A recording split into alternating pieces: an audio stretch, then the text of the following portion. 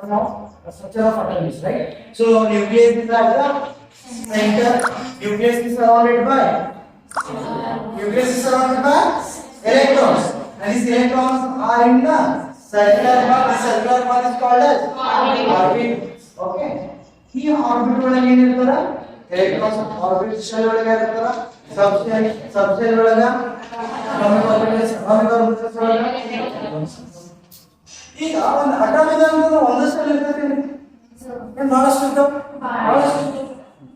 ಬಹಳಷ್ಟು ಇನ್ನೊಂದು ಮಾರ್ಗಗಳನ್ನು ಸೊ ನೀವು ಸೆಲ್ ಇದೆ ಅಂದ್ರೆ ಇವ್ರೊಳಗೆ ಏನು ಕೂಡ ಇರ್ತಾವ ಎಲೆಕ್ಟ್ರಾನ್ಸ್ ಇರ್ತಾವಲ್ಲ ಇಲ್ಲಿಯೂ ಎಲೆಕ್ಟ್ರಾನ್ಸ್ ಇರ್ತಾವ ಇಲ್ಲಿಯೂ ಎಲೆಕ್ಟ್ರಾನ್ಸ್ ಇರ್ತಾವ ಸೊ ನನಗೆ ಹೇಳಿ ಎಲೆಕ್ಟ್ರಾನ್ ಅಂದ್ರೆ ಯಾವ ಚಾರ್ಜ್ ಇರ್ತದ ಸೊ ನೆಗೆಟಿವ್ ಹತ್ರ ಬರ್ತಾವ ದೂರ ಹೋಗ್ತಾವ like charges attracts each other and repels each other. So here the electrons which are present in the outermost shell, the electrons which are present in the outermost shell is called as valence shell. Is called as what? Valence shell. ಎಲ್ಲಕ್ಕಿಂತ atom ಎಲ್ಲಕ್ಕಿಂತ ಹೊರಗಡೆ ಯಾವುದು shell ಇರುತ್ತೆ ಅದಕ್ಕೆ ಏನಂತ ಕರೆಯೋದು valence shell. So ಆಮೇಲೆ valence shell ಒಳಗೆ ಇರುವಂತ electrons ಎಲ್ಲ valence electrons ಎಲ್ಲ ಅಟಮ್ ಎಲ್ಲಕ್ಕಿಂತ ಹೊರಗಡೆ ಇರುವಂತಹ atomic orbit ಇದೆ ಏನಂತ ಕರೆಯೋದು valence shell. So valence shell ಒಳಗೆ ಇರುವಂತ electron ಯಾರು valence electron ಯಾರು valence electron.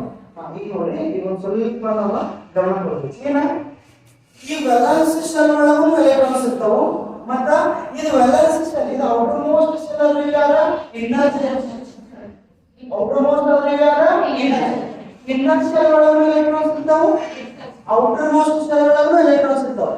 So the electrons which are present in the valence shell and the electrons which are present in the inner shell, what will do? They will repel each other. So if the electrons of the valence shell and the inner shell repel each other, what may be the size of atom? It may decrease. That atom may expand in the size, right? So this effect, this repulsion between the valence shell of electron and the inner shell of electron is called as sterility. Understood?